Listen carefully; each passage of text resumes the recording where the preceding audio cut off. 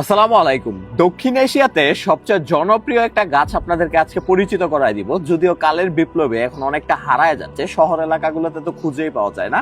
আমি অনেক কষ্ট করে একটা গাছ ম্যানেজ করছি এই জায়গায়। অ্যাটলিস্ট হয়তো যারা চিনেন তাদের চিনার কথা, অনেকে চিনতেছেন না গাছটা। এটা হচ্ছে আমরা বাঙালিরা পোলাও পাতা নামে চিনি। এটা মূলত সুগন্ধি ছড়াতে সাহায্য করে। এর বৈজ্ঞানিক নামটা আমি এই জায়গায় দিয়ে দিচ্ছি, বিকজ এখন আমার খেয়াল আসতেছে না। সো এই যে পোলাও পাতা, এর স্বাস্থ্য উপকারিতা অনেক। আমি যদি বলি যে এই পোলাও পাতা খাবারে ব্যবহার করা হয়, বিশেষ করে পোলাও রান্নার ক্ষেত্রে, খিচুড়ি রান্নার ক্ষেত্রে।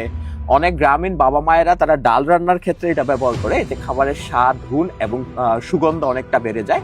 শুধু তাই নয়, কারো যদি মাথা ধরা, মাথা ব্যথার মতো সমস্যা থাকে এবং মাথায় উত্তেজনা থাকে বেশি, তখন যদি এর চা করে খেতে পারেন তাহলে মাথা অনেকটা রিল্যাক্স ফিল হয় এবং বিশেষ করে এর সুগন্ধ আপনাকে অনেকটা শান্ত করতে সাহায্য করে।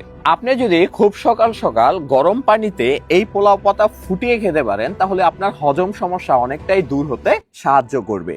বেশ কিছু গবেষণায় দেখা গেছে এই পোলাও পাতাতে অ্যান্টিব্যাকটেরিয়াল এন্ড অ্যান্টিফাঙ্গালের মতো গুণাবলী রয়েছে। সেক্ষেত্রে আপনারা যাদের চুলকানি প্রবলেম আছে অথবা কাটাছেঁড়া প্রবলেম আছে, সেই জায়গায় এটা ব্যবহার করতে পারেন বেটে। অনেক ক্ষেত্রে দেখা যায় এই পোলাও পাতাকে অনেকে আবার বেটে এর সাথে দেখা যায় আলু, তারপরে আপনার খেসারি সহযোগে বেটে এটাকে মুখে ব্যবহার করে, মুখের উজ্জ্বলতা বৃদ্ধির জন্য। তো শহর এলাকাতে অথবা বিভিন্ন জায়গায় যারা থাকেন, যদি বাড়িতে এমন একটা গাছ না থাকে, বেশি টাকা হয়তো খরচ হবে না, বারান্দায় যে কোনো জায়গায় রাখতে পারবেন, একটা গাছ লাগিয়ে নিন।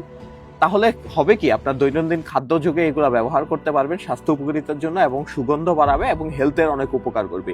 আর এমনই ইনফরমেটিভ ভিডিওর জন্য ডেফিনেটলি পেজটাকে ফলো দিয়ে রাখেন, ভিডিওটা বেশি করে শেয়ার করেন, যাতে যারা না জানে তারা এই সব ইনফরমেশন জেনে উপকৃত হতে পারে।